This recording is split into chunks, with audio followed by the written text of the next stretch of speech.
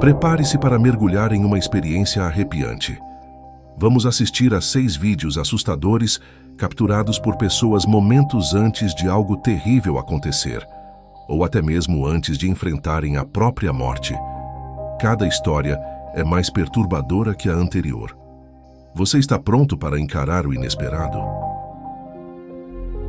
Em 15 de agosto de 1989, uma família de 3 pessoas dirigia pela Interestadual 205, perto de Stockton, na Califórnia, quando o carro começou a superaquecer. Forçados a encostar, o pai abriu o capô para verificar o problema. Não demorou muito para perceberem que precisavam de ajuda profissional. Deixando a mãe para cuidar do carro, o pai e seu filho pequeno saíram a pé em busca de um telefone público. Enquanto caminhavam, o menino notou algo incomum, uma jaqueta camuflada descartada à beira da estrada. Isso despertou sua curiosidade e ele se aproximou para dar uma olhada mais de perto, apenas para encontrar uma fita VHS sem identificação saindo de um dos bolsos. O menino pegou a fita e mais tarde levou-a para casa. Nesse ponto, os pais também ficaram curiosos sobre o que encontrariam naquela fita, aparentemente abandonada. Eles inseriram a fita no videocassete de casa e apertaram o play. No entanto, o conteúdo da fita era muito mais sombrio do que poderiam imaginar. Até hoje, o vídeo original e sem edições nunca foi disponibilizado online. Mas existem diferentes trechos de várias fontes que tentei juntar da melhor forma possível. O vídeo começava com a câmera apontada para um grande incêndio à noite, enquanto, pelo que posso supor, o cinegrafista dizia algumas coisas sombrias.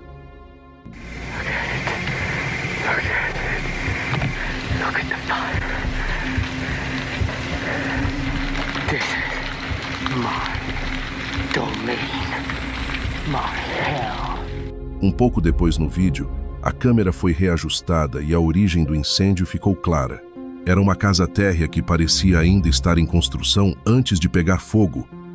I call it home. My hell. The whole sky's black with smoke.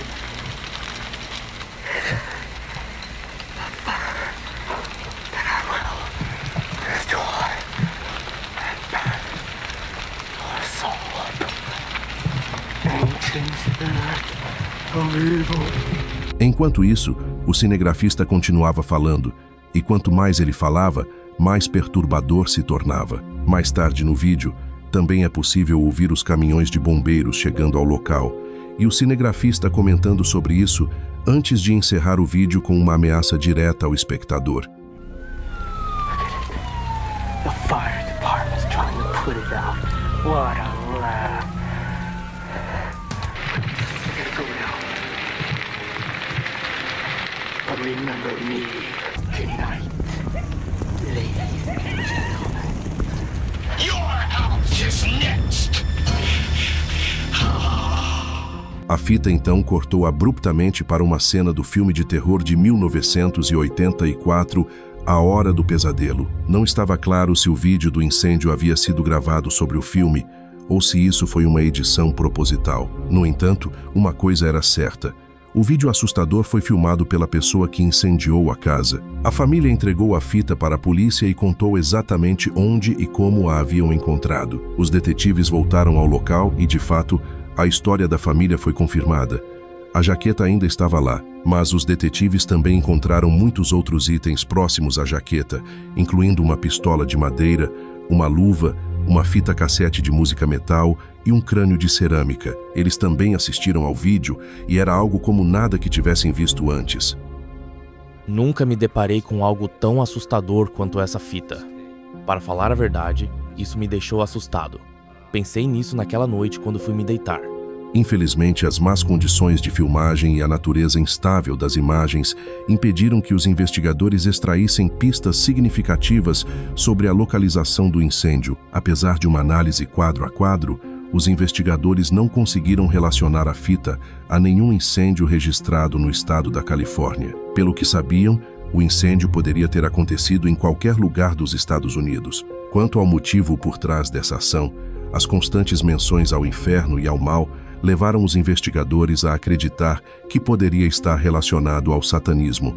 E, embora isso possa parecer um pouco exagerado hoje em dia, é importante lembrar que, Nos anos 1980, grandes atos malignos associados a adoradores do diabo eram uma preocupação real para muitas pessoas. Mas, sem pistas concretas, isso não passava de uma teoria. Então, após esgotarem todas as outras opções, os investigadores decidiram pedir ajuda à mídia e destacaram a história no popular programa de TV Unsolved Mysteries, em setembro de 1990. E isso funcionou melhor do que a polícia poderia imaginar. Dentro de 2 horas após a exibição do episódio, os investigadores receberam mais de 1 ligações de telespectadores com possíveis pistas. Entre esses mais de 1 telefonemas estava o de um homem chamado Ed Tarantino, que ficou profundamente abalado ao ver as imagens na TV. Isso porque ele morava ao lado da casa incendiada em Redwood City, Califórnia, a cerca de 80 milhas a oeste de onde a fita foi encontrada originalmente. Mais importante ainda, o programa também levou os investigadores ao proprietário da casa em construção que aparecia em chamas no vídeo, Bill Otherlig, que descreveu o incidente como o ato de uma pessoa louca. Descobrir que era a minha casa que estava na fita de vídeo. Então eu ouvi a voz do indivíduo mencionado e percebi que esse cara não estava jogando com todas as cartas do baralho. Esse foi um prejuízo extremamente alto para Bill. O incêndio destruiu completamente sua casa em construção, resultando na perda de tudo o que ele havia investido. Enquanto isso, o Corpo de Bombeiros de Redwood City também confirmou o incidente. Descobriu-se que o Corpo de Bombeiros havia gravado sua própria filmagem do incêndio para uso em treinamentos futuros, e partes dessa gravação correspondiam à fita misteriosa. A comparação entre os 2 vídeos também revelou que o incendiário estava a apenas cerca de 15 metros dos bombeiros enquanto gravava seu vídeo. The fire department's trying to put it out. What a laugh. Agora, tudo o que restava era capturar o culpado, mas isso não seria fácil. De acordo com o proprietário e os relatórios do Corpo de Bombeiros, o ataque incendiário aconteceu em agosto de 1988, ou seja, 1 ano inteiro antes de a fita ser encontrada na beira da estrada. A única pista que os investigadores tinham sobre o suspeito era o nome mencionado no vídeo, Omar. Look at it, Omar. This is what I've been doing on your week's vacation. I said I'll do it. I said I'll do it. Não era muita coisa, e por um tempo parecia um beco sem saída. Isso até que a polícia recebeu uma nova pista de Doris Lance, outra pessoa que assistiu ao episódio de Unsolved Mysteries na TV. Ela suspeitava que o Omar mencionado no vídeo era um garoto de 17 anos que morava na região. Quando a polícia o chamou para interrogatório, ele cedeu quase imediatamente e contou tudo. Omar afirmou que estava silenciosamente fora do enquadramento da câmera quando o vídeo foi filmado e que foi seu amigo de 19 anos quem iniciou o incêndio e gravou o vídeo. Os investigadores estavam finalmente se aproximando do culpado, mas precisavam de mais evidências antes de agir. Então, começaram a monitorar o suposto incendiário à distância. No entanto, ele provavelmente percebeu que estava sendo vigiado, pois logo após o início da vigilância, sua garagem pegou fogo e foi completamente destruída. Nesse ponto, a polícia não teve escolha a não ser agir. Em 27 de setembro de 1990, eles confrontaram diretamente o jovem de 19 anos, e assim como Omar, ele confessou tudo sem oferecer muita resistência. É importante mencionar que as autoridades nunca revelaram publicamente as identidades dos 2 jovens, então chamarei o incendiário de John para facilitar. Após revistar a casa de John, os investigadores encontraram uma grande quantidade de evidências incriminadoras que o ligavam não apenas ao incêndio em Redwood City, mas também a ataques incendiários semelhantes em outras 11 construções e 15 incêndios em áreas de vegetação. Essas evidências incluíam itens como uma foto de um grafite em uma parede com a frase "Por favor, sem mais casas", e um recorte de jornal preso na parede sobre incêndios recentes que provavelmente foram causados pelos 2 jovens. Mas isso não era tudo. Na garagem incendiada foram descobertas facas ensanguentadas e partes de animais mutilados. Também encontraram fitas contendo imagens perturbadoras de John se vestindo como um vampiro satânico e ameaçando uma escultura humanoide com uma faca, dizendo: "Como vai, pai? Espero que esteja bem, muito bem." No entanto, nem todas as filmagens eram tão teatrais. Um dos clipes mais notáveis mostrava os dois jovens brincando em um campo aberto. E agora, para terminar o trabalho, esse campo, como se descobriu, estava sendo transformado em um empreendimento habitacional. É provável que os garotos estivessem furiosos com as mudanças e decidiram tomar medidas drásticas, incendiando casas em construção para impedir os projetos. Isso também explicava o grafite assustador mencionado anteriormente. Contudo, como ambos eram menores de idade quando começaram os incêndios, foram julgados como juvenis, apesar da gravidade de seus crimes. Omar foi enviado para um centro de detenção juvenil, enquanto John foi considerado mentalmente instável e internado em um instituto psiquiátrico. O que aconteceu com eles depois disso ninguém sabe. Alguns relatos afirmam que John foi liberado do instituto e morreu em um acidente de carro em 2017. Embora não haja evidências diretas para sustentar essa afirmação, encontrei uma reportagem sobre um atropelamento em Redwood City em janeiro de 2017. A vítima desse incidente tinha 45 anos, o que se alinha perfeitamente com a idade que John teria em 2017. Mas, se isso for completamente irrelevante e John ainda estiver vivo, é muito improvável que ele se revele agora apenas para satisfazer a curiosidade de estranhos na internet. Quanto à fita em si, ainda não está claro como ela foi parar na beira da estrada interestadual. Em 23 de agosto de 1987, dois mochileiros estavam caminhando ao sul da trilha Junco Lake Trailhead, nas montanhas próximas à pequena cidade de Tabernash, Colorado. No entanto, o que poderia parecer uma caminhada comum rapidamente se transformou em uma experiência inesquecível que permaneceria com eles pelo resto de suas vidas. Os dois se depararam com os destroços de um avião acidentado, com peças espalhadas por toda parte. Eles informaram as autoridades sobre a descoberta, o que levou a uma busca completa na área por evidências do que havia acontecido com o avião e quando. Enquanto Dale Wood, um delegado do xerife do Colorado, investigava a área, sua atenção foi atraída por uma fita VHS pendurada em uma árvore. A maior parte do interior da fita estava solta e emaranhada nos galhos, mas ele conseguiu recuperar tudo o que pôde e levou para a restauração, deixando-a em um estado minimamente reproduzível. As imagens eram no mínimo perturbadoras. O VHS continha os últimos momentos de dois homens que haviam desaparecido 3 anos antes. James Jeb Cottle, de 36 anos, e seu passageiro de idade similar, Ronald Hugh Wilmond. No dia 10 de agosto de 1984, os dois decolaram do aeroporto Grand Bay com o aeroporto Jeffco como destino, a bordo de um pequeno avião Cessna L-19 Bird Dog. No entanto, eles nunca chegaram ao destino. Diversas equipes de busca foram enviadas para percorrer a rota aproximada, mas nenhuma conseguiu encontrar qualquer evidência do que aconteceu com James e Ronald.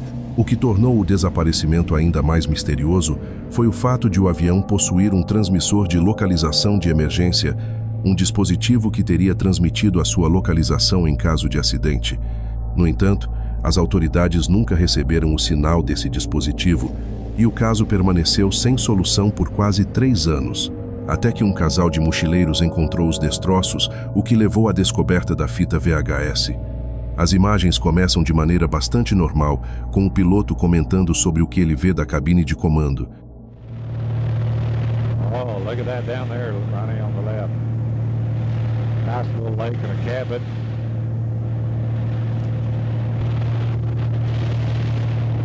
Those dead trees down there.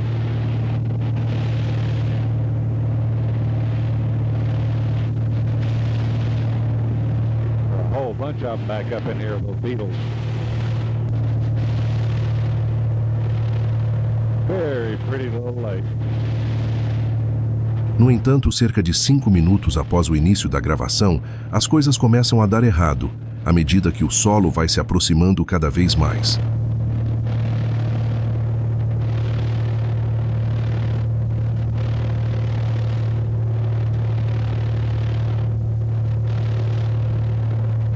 Especialistas analisaram as imagens para entender o que causou o acidente e aparentemente o piloto não considerou a altitude de densidade antes de decolar.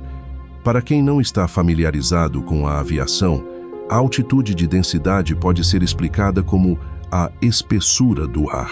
Quando o clima é quente, úmido ou em altitudes mais elevadas, o ar fica mais rarefeito, o que dificulta o voo das aeronaves. Pilotos usam a altitude de densidade para entender como o avião vai se comportar, como a quantidade de pista necessária para a decolagem ou quanto peso ele pode carregar. No dia do acidente, a altitude de densidade em Tabernash era de 13 pés. Isso significa que o ar estava tão rarefeito quanto estaria a 13 pés de altitude. James não levou isso em consideração. Quando seu avião encontrou montanhas que subiam rapidamente até cerca de 10,2 pés acima do nível do mar, ele não conseguiu ganhar altura a tempo de sobrevoá-las com segurança. As imagens mostram que ele tentou fazer uma curva rápida para retornar, mas acabou fazendo o motor do avião parar, o que fez a aeronave virar e cair nas árvores.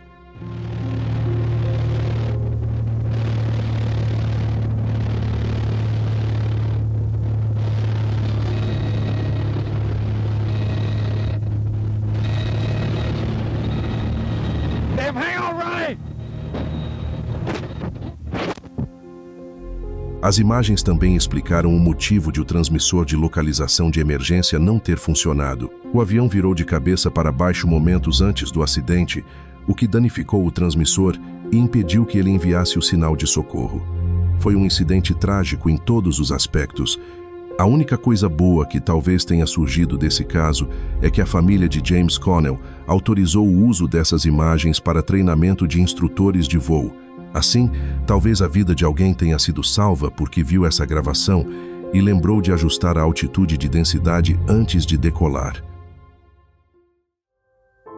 No dia 1 de junho de 2024, um canal do YouTube chamado Found Memories publicou um vídeo intitulado Fita 92, Filmagem Encontrada, Jason Dormindo. O vídeo tem uma marcação de horário para as 21h20 e 7 do dia 22 de abril de 2007, e começa com o cinegrafista posicionando a câmera de forma que fique voltada para uma criança dormindo.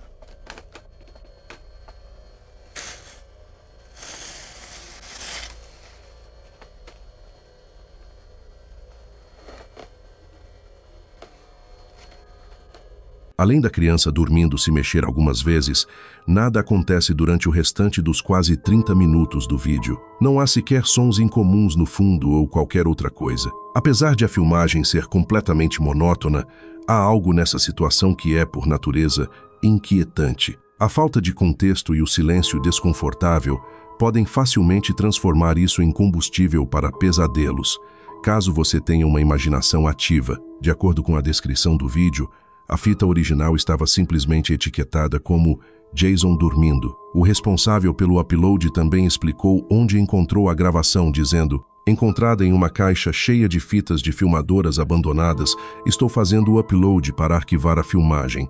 Talvez um dia alguém conectado ao vídeo a veja e aprecie. E embora isso forneça um contexto muito necessário, ainda deixa a maior pergunta sem resposta. Por que alguém gravaria 30 minutos de uma criança dormindo? Decidi investigar um pouco mais. A primeira coisa que me veio à mente foi que esse poderia ser apenas mais um daqueles vídeos de terror analógico artístico encenados. No entanto, depois de analisar o canal que postou o vídeo, não acho que seja esse o caso. O canal Found Memories foi criado recentemente, em abril de 2024. A seção sobre do canal diz: fazendo upload de mídias que encontrei para arquivar, e talvez, um dia, os proprietários originais as encontrem e apreciem. Ao longo dos anos, adquiri milhares de fitas de vídeo e outras mídias de diversos lugares, casas de penhores, vendedores particulares, leilões e brechós, para citar alguns. Recentemente tive a ideia de criar este canal como uma forma de começar a arquivá-las e finalmente fazer algo com elas. Talvez um dia alguém relacionado a elas as encontre, e isso parece ser verdade.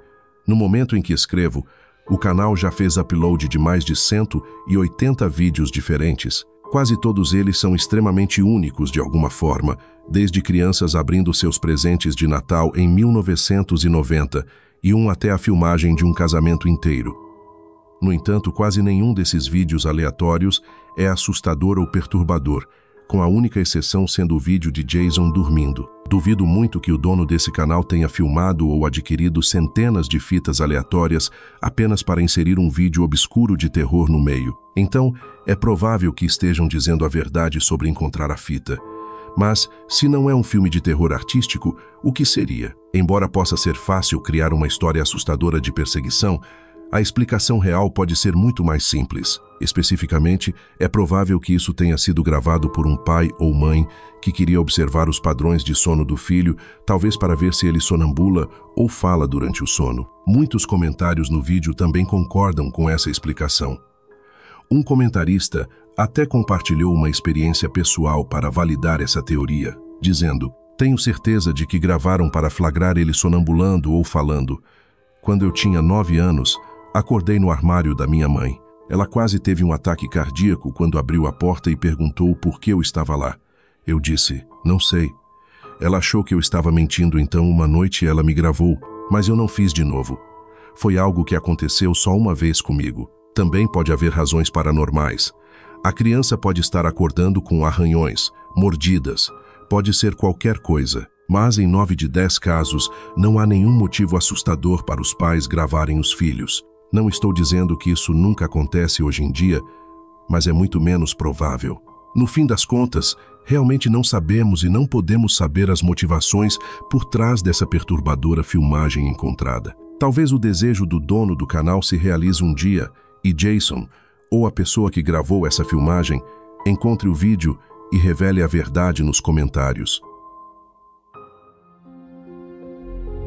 Em agosto de 2021, o youtuber Rich Aloha estava gravando um de seus vídeos característicos de mergulho em uma piscina sob uma cachoeira no Foster Falls State Park, no Tennessee.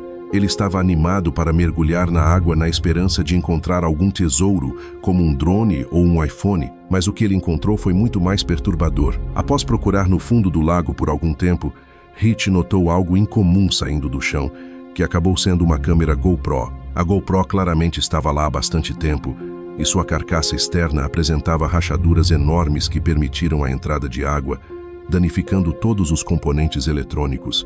No entanto, antes de descartar a GoPro quebrada, Rich decidiu remover o cartão SD e conectá-lo, só por precaução, caso ele tivesse sobrevivido aos meses debaixo d'água. E, para sua surpresa, o cartão estava completamente funcional e continha as filmagens das aventuras de um jovem. Esse jovem era Richard Ragland, de 22 anos, que tragicamente perdeu a vida 2 anos antes, afogando-se enquanto nadava sob aquela mesma cachoeira. Na verdade, as imagens encontradas por Rich mostravam os momentos finais de Richard na água. Podemos vê-lo ficando visivelmente exausto e lutando para se manter à tona perto do fim. A câmera provavelmente registrou até mesmo seu último suspiro. No entanto, segundo minhas pesquisas, as filmagens completas não estão disponíveis em lugar nenhum online e mesmo que estivessem, não seria algo que eu poderia mostrar aqui no YouTube. Rich provavelmente nunca divulgou a gravação completa por respeito a Richard e sua família, o que é totalmente compreensível. E embora a morte de um jovem tão cheio de vida seja triste, pelo menos sua família pôde ver seus últimos momentos felizes neste planeta, graças à descoberta das filmagens feitas por Rich. No dia 30 de setembro de 2019, às 16h06, a polícia de Anchorage, no Alasca, recebeu uma ligação de uma mulher alegando ter encontrado evidências de um crime horrível. A mulher que ligou para a polícia era Valerie Kessler, de 47 anos. Ela afirmou que estava caminhando pela Fairbank Street quando encontrou um cartão SD no chão. Ela pegou o cartão e viu as palavras "Homicídio em Midtown Mary" escritas nele, achando que poderia ser o título de algum filme obscuro de terror. No entanto, nada poderia tê-la preparado para o conteúdo aterrorizante que surgiu quando conectou o cartão para visualizar os arquivos. De acordo com os relatórios, o cartão continha 39 imagens e 12 vídeos, todos da mesma cena de crime, mostrando atos horríveis sendo cometidos contra uma mulher em um quarto de hotel. A pessoa por trás das imagens perturbadoras não aparecia na câmera, mas sua voz inconfundível e seu sotaque distinto eram claramente audíveis nos vídeos. Embora esses vídeos nunca tenham sido divulgados ao público, o responsável pelas gravações teria uma voz que soaria algo como isso. They threw the those trees, you'll see the doctor's house. He's like a heart surgeon or a brain surgeon or something. There's the other neighbors. And there's the tree in front of the house. And there's the other neighbors.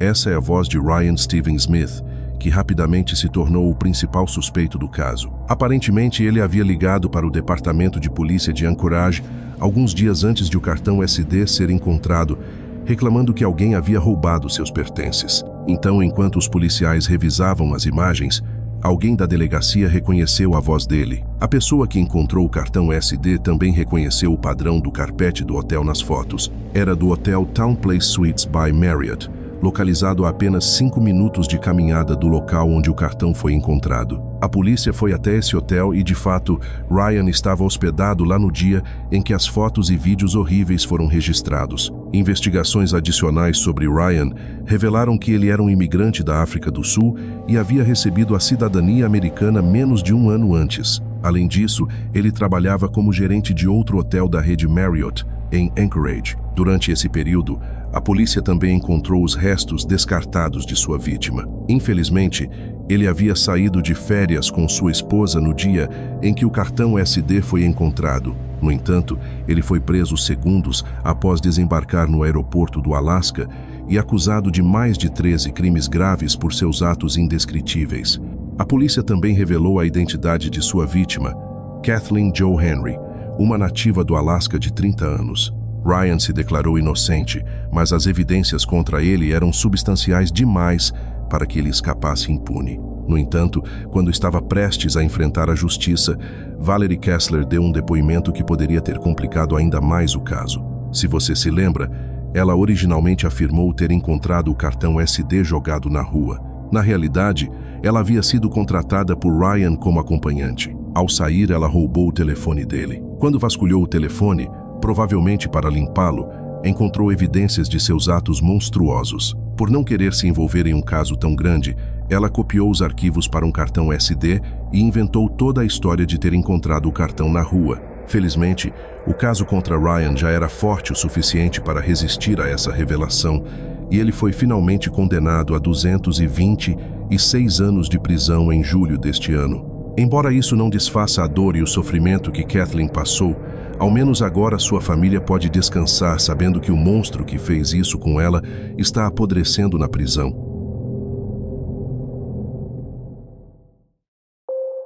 No dia 31 de maio de 2013, o som alto de uma sirene de tornado ecoava pelas ruas de Alhino, Oklahoma. Meteorologistas previam um possível tornado de múltiplos vórtices que poderia atingir a região.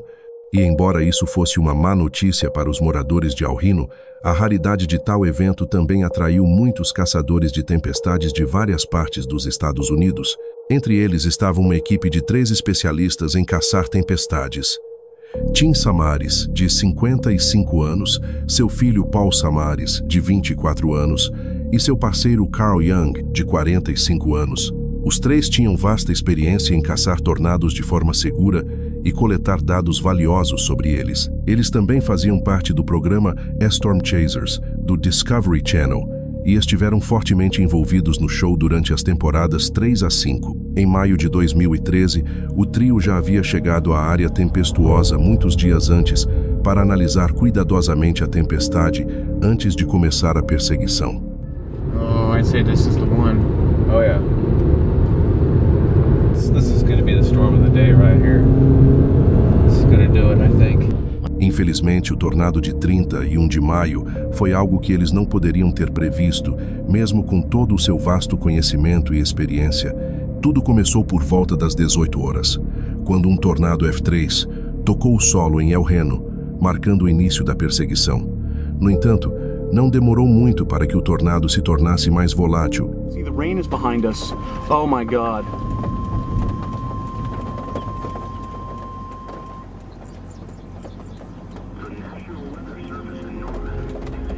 O que deveria ser um tornado de categoria EF3 rapidamente se transformou em um EF5, que é a categoria mais intensa que um tornado pode atingir. No entanto, o título de F5 não consegue demonstrar completamente a escala aterrorizante desse tornado em particular. Quando ele parou de crescer, o tornado de El Reno tinha um raio de 2 quilômetros, o maior da história registrada. Ele também tinha uma velocidade de vento de 313 milhas por hora, ou mais de 500 quilômetros por hora. Carr e os irmãos Samaras estavam tentando seguir paralelamente ao tornado para observá-lo de uma distância segura.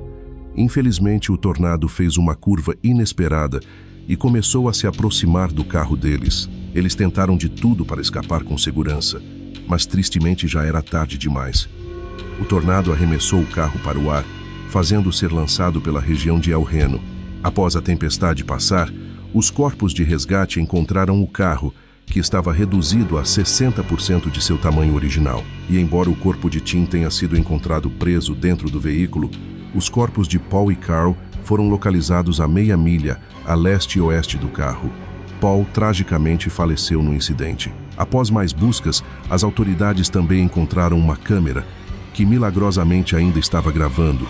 E após revisar as imagens, ficou claro que a câmera havia registrado os últimos momentos de Tim, Paul e Carl.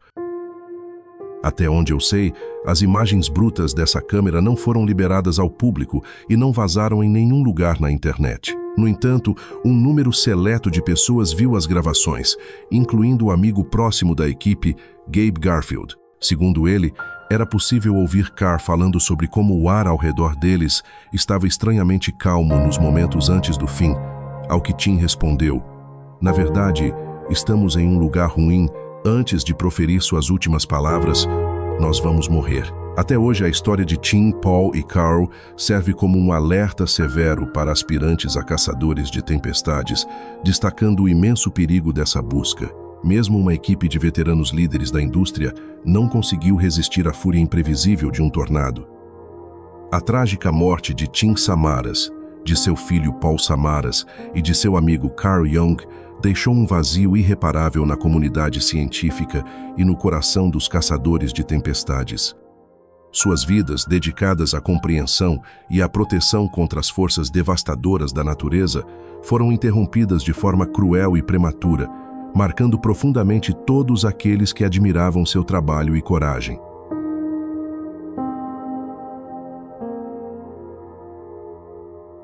Obrigado por assistir e espero que tenha gostado.